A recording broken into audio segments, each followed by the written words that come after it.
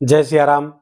मैं आचार्य राजेश श्री राम जन्मभूमि अयोध्या से। प्रिय दर्शकों, 14 मार्च 2024 को आत्मा, पिता, उच्च सरकारी नौकरी, मान सम्मान, सफलता, उच्च पद प्रतिष्ठा आदि के कारक सूर्यदेव अपनी वर्तमान राशि शनि की मूल त्रिकोण राशि कुंभ राशि को छोड़ करके देवगुरु बृहस्पति की जल तत्वीय राशि मीन राशि पर गोचर कर जाएंगे और यहां पर वो 13 अप्रैल की शाम तक विराजमान रहेंगे। तो लगभग 1 महीने का ये गोचर कुंभ राशि के जातकों पर क्या प्रभाव डालेगा, इसी पर ये वीडियो है। इस वीडियो को अपने चंद्र राशि के आधार पर देखिएगा। यदि आपको अपनी चंद्र राशि नहीं पता तो अपने प्रचलित नाम के आधार पर भी इस वीडियो को आप देख सकते हैं।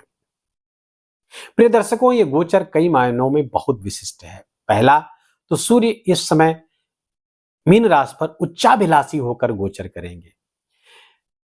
जब कुंडली में कोई ग्रह उच्च का होता है तो बहुत ही श्रेष्ठ परिणाम देता है, लेकिन कोई ग्रह यदि उच्चाभिलाषी हो जाता है तो भी वो उच्च की तरह ही फल प्रदान करता है।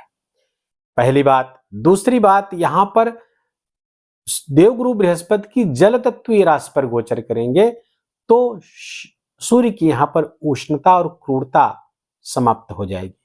तीसरी सर्वाधिक महत्वपूर्ण बात कि यहां पर मीन राशि पर राहु पहले से गोचर कर रहे हैं पिछले अक्टूबर से ही, और यहां पर सूर्य आएंगे तो सूर्य को ग्रहण लग जाएगा और सूर्य ग्रहण योग होगा और सूर्य के शुभ प्रभाव तेजस्वी प्रभाव पर राहु का ग्रहण लग जाएगा, जिसके कारण से इसके अशुभ परिणामों में वृद्धि हो जाएगी।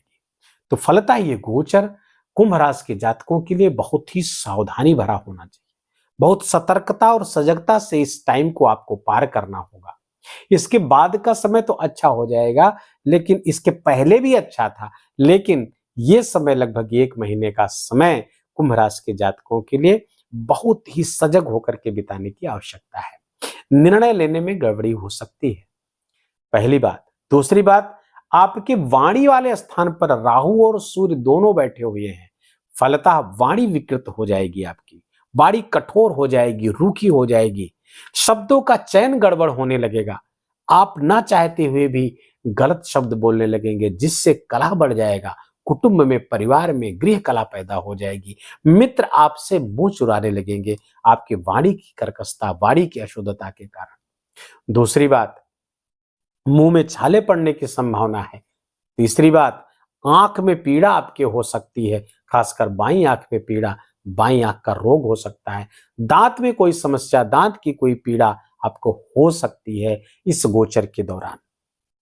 इसलिए मैंने प्रारंभ में कहा, बहुत सजगता, बहुत सतर्कता से गोचर ये कालखंड आपको बिताने की जरूरत है। आपके सप्तम स्थान के स्वामी है, सप्तमेश जब यहां गोचर करेगा तो जीवन साथी के स्वास्थ्य में, उनके साथ संबंध में समस्या देगा।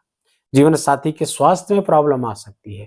पार्टनरशिप में व्यवसाय कर रहे हैं, वहां भी आपकी ईगो के कारण, आपकी वाणी के कारण, इसलिए वाणी का प्रयोग बहुत सावधान करना है, नहीं तो आपका व्यापारिक साझेदार आपसे मुंह मोड़ सकता है, वो संबंध विच्छेद हो सकता है। यहां पे भी समस्या आपको आती हुई दिख रही है। कुल मिलाकर के वाणी का ये तराजू तौल के तब मुख बाहर आने, ऐसा आप कर सकते हैं, ये आपके हाथ में है कि बोलने के पहले आप सोच लें कि हम क्या बोलने जा रहे हैं और इसका क्या प्रभाव पड़ने वाला है।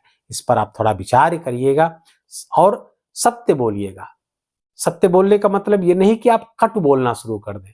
सत्यम ब्रूयात प्रियम ब्रूयात, न ब्रूयात सत्यम प्रियम। तो ऐसा अप्रियम सत्य, तो वो ऐसा भी सत्य न बोली जो अप्रिय हो, जिसके कारण से कोई हर्ट हो जाए, कोई दुखी हो जाए। तो इस बात का विशेष ध्यान आपको रखिएगा, क्योंकि और थोड़ा सा अपेक्षाएं आपको कम करनी पड़ेगी। हाँ, कुछ राजनीतिक दृष्टिकोण से ये गोचर अच्छा हो सकता है। राजनीति में ये गोचर आपको सफलता दिला सकता है। वाणी, जहां से भाषण कला आप करना, वाणी में तेज आ जाएगा। तो यदि आप राजनीतिज्ञ हैं, इस बीच आप स्पीच वगैरह देते हैं, चुनाव का समय है, तो उस समय आपको भारी भीड़ का आपको सुनने के लिए आएगी, लेकिन उस समय भी अपनी वाणी का प्रयोग बहुत सावधानी से आप करिएगा। इस बात का आप विशेष ख्याल रखिएगा। और 26 मार्च तक तो बुध भी साथ में है राहु के, तो वाणी विकृत हो सकती है। 26 मार्च तक तो विशेष ही ख्याल रखिएगा आप, अगर आप राजनीतिज्ञ हैं और स्पीच देते हैं, जनसभाओं को संबोधित करते हैं तो कुल मिलाकर के ये गोचर बहुत ही सावधानी भरा होना चाहिए आपके लिए। धन, आपका जो पहले से धन है, पैतृक संपत्ति में विवाद भी एक रह सकता है। और दूसरे, आपका धन जो संचित धन है वहां पर उसको व्यय करा सकता है, खर्चे करा सकते हैं। कुल मिला के इस गोचर का कहीं से कोई शुभ परिणाम आता हुआ आपके लिए नहीं दिख रहा है कुंभ राशि के जातकों के लिए। आप अब हम नक्षत्रों पर चलते हैं।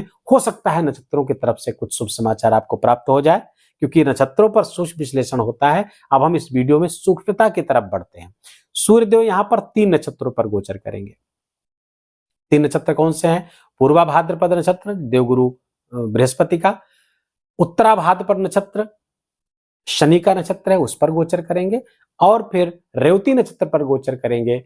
उसके जो स्वामी हैं वो जो मरकरी हैं, अर्थात बुध हैं। तो इन तीनों नक्षत्रों पर 17 मार्च तक रहेंगे। देवगुरु बृहस्पति के नक्षत्र पूर्वा भाद्रपद पर देवगुरु बृहस्पति कहां पर गोचर कर रहे हैं? पराक्रम स्थान पर। मैंने कहा था ना कि नक्षत्रों पर आएंगे तो कुछ आपको परिणाम देंगे। तो जब तक 17 मार्च तक इस पे गोचर करेंगे, 3, साढ़े 3, 4 दिन का समय है, तो इसमें कोई महत्वपूर्ण कार्य निपटाना हो तो आप निपटा सकते हैं, क्योंकि 2 गुरु बृहस्पति आपके यहाँ गोचर कर रहे हैं।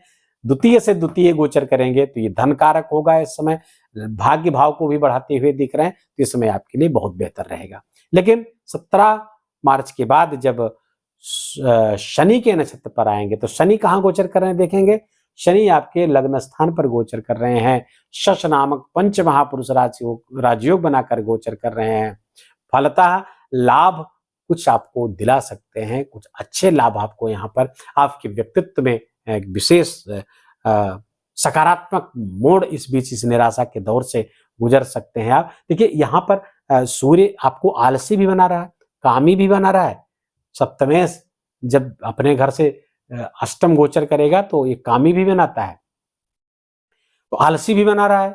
तो आलसी सूर्य नकारात्मकता देगा, लेकिन जब शनि के नक्षत्र पर आएंगे तो शनि चूंकि आपके लग्न पर गोचर कर रहे हैं, राशि पर ही गोचर कर रहे हैं, तो फिर ये आपको उस निराशा से उबार लेगा। उस निराशा से जब उबारेंगे तो आप कुछ सकारात्मक सोचेंगे, सकारात्मक कार्य करेंगे।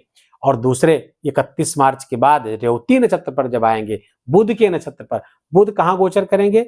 उस समय 31 मार्च से यहाँ पर 26 मार्च के बाद से यही गोचर करेंगे पराक्रम स्थान पर, और पराक्रम स्थान से सीधे देखेंगे भाग्य स्थान पर। तो जब रेवती नक्षत्र पर आएंगे तो फिर आपके लिए अच्छा करेंगे, क्योंकि आपके पंचम के कारक हो जाएंगे, पराक्रम पे गोचर करेंगे तो धन लाभ भी कराएंगे आपके लिए।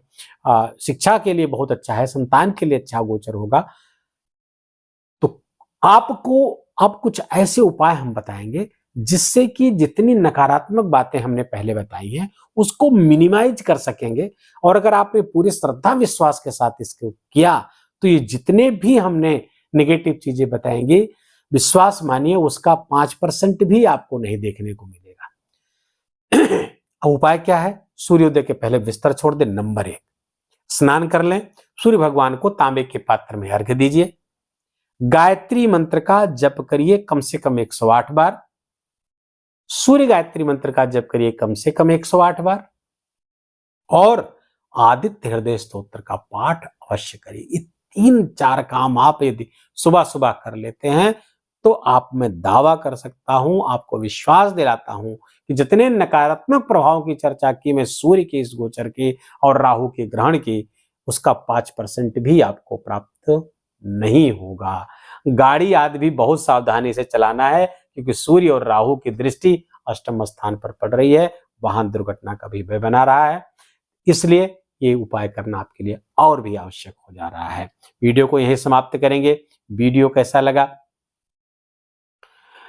आपका ये 10 मिनट इस वीडियो पर खर्च करना, क्योंकि समय आपका अत्यंत मूल्यवान संपत्ति है, और मेरा 10 मिनट बोलना यदि दोनों सार्थक हुआ हो तो इस वीडियो को लाइक करिएगा, अपनों के साथ शेयर करिएगा, और कमेंट में बड़े ही प्रेम से जय सिया राम लिखिएगा। यदि आपकी कोई समस्या है तो अपने पूरे बर्थ डिटेल के साथ कोई एक समस्या पूछिएगा, हम उसका देर सवेर उत्तर अवश्य देंगे। चैनल पर आपका प्रथम आगमन है तो आपका हार्दिक स्वागत है। इस चैनल को सब्सक्राइब कर लीजिए और बेल आइकन की घंटी दबा लीजिए। अपना ख्याल रखिए, अपनों का ख्याल रखिए, माता पिता की खूब सेवा करके उनका आशीर्वाद लीजिए। जय सिया राम।